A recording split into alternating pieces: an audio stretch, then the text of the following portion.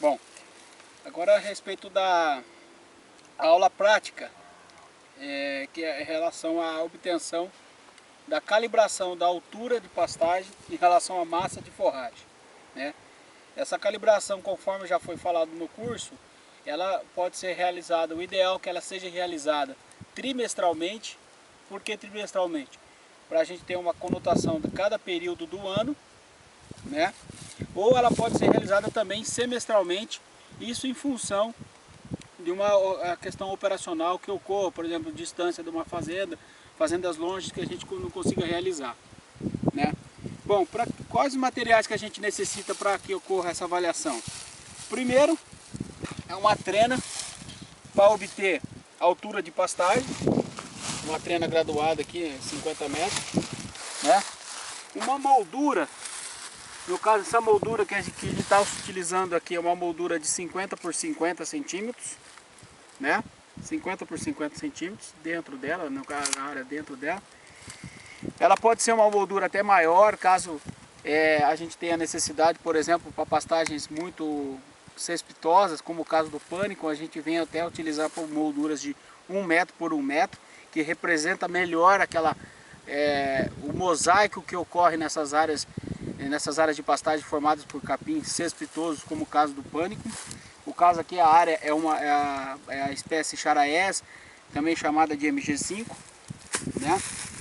E o tesourão, que é para cortar a pastagem dentro da moldura, que vai ser realizada agora. E a balança, uma balança que a gente comumente chama balança de peixeiro.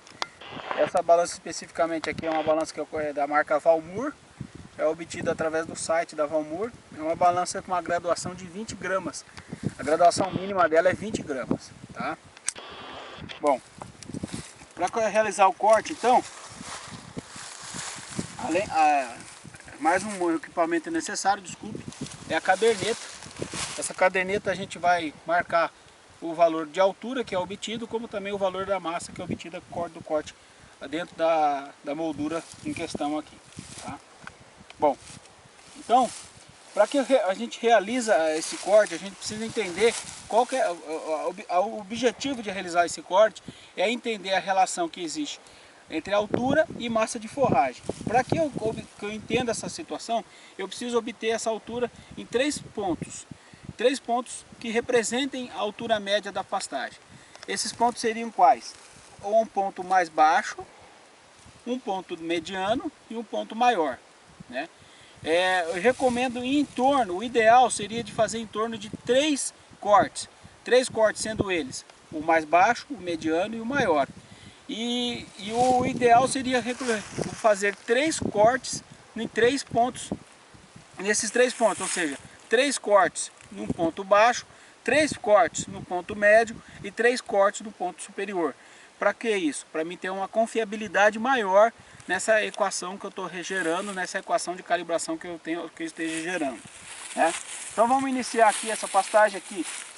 É uma pastagem de, como eu já falei, de charaés, MG5. Ela, pode focar no caso aqui, ela é o piquete dentro da área de pastagem. É o piquete que está mais descansado, é o piquete que está mais tempo sem pastejo dentro do ciclo de pastagem.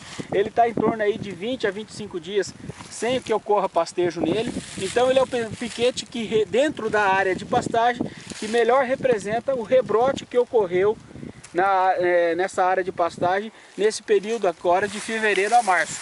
Então é o piquete que está mostrando melhor o rebrote, a condição de rebrote que ocorreu nesse período agora de fevereiro a março. Aqui é uma fazenda na cidade de Moreira Salles, é uma fazenda que nesse período até passou um déficit hídrico nesse período que ocorreu. A lotação que a gente está nessa área de pastagem agora momentânea é em torno de 5 A por hectare. Ela está ocorrendo agora entre fevereiro e março.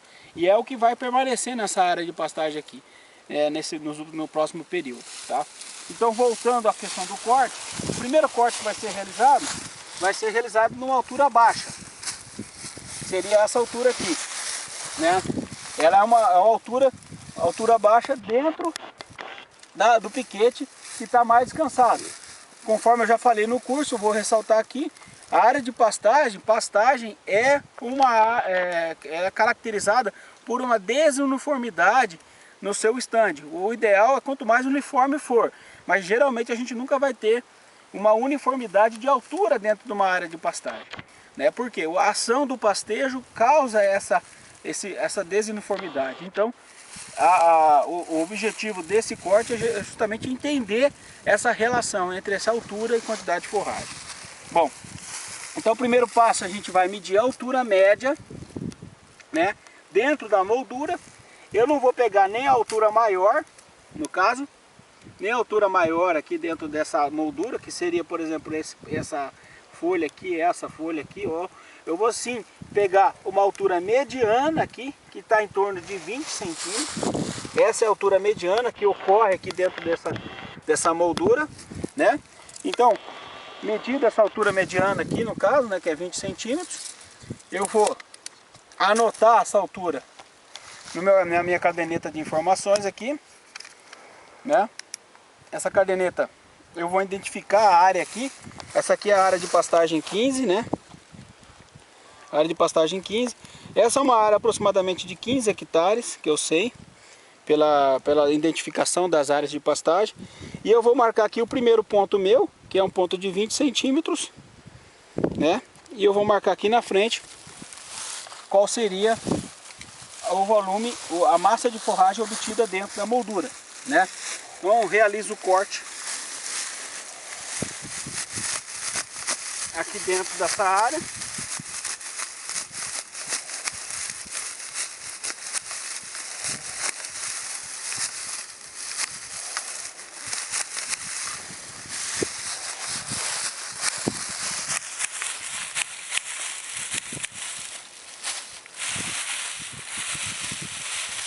Eu corto até o talo,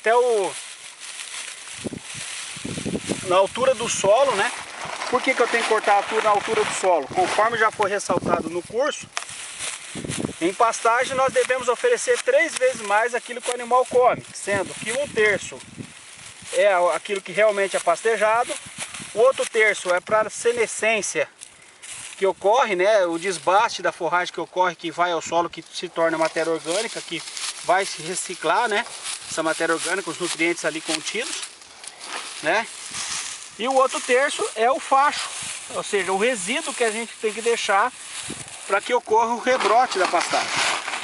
Então, esse é o motivo de eu cortar no nível do solo, realizar no nível do solo esse corte, né?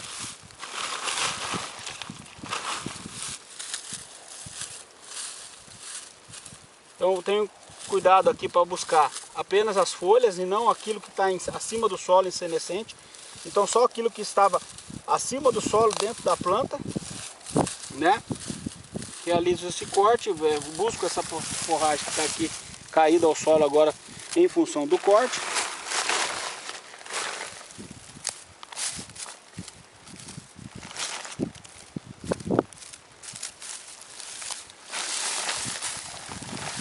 E vou pesar.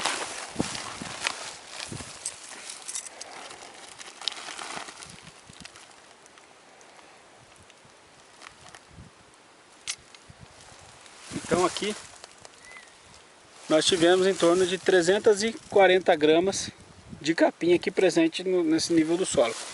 Lembrando que nesse saco aqui existe uma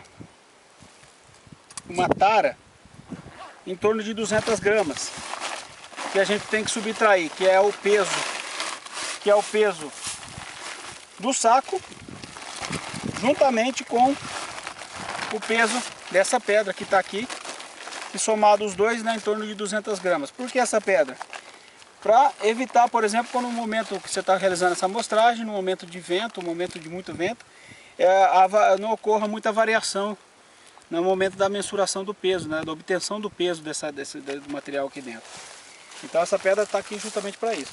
Então se ela pesou 340, eu vou anotar aqui 340 gramas menos a tara, que é em torno de 200, ou seja, eu tenho em torno de 140 gramas de capim em uma moldura de 50 por 50.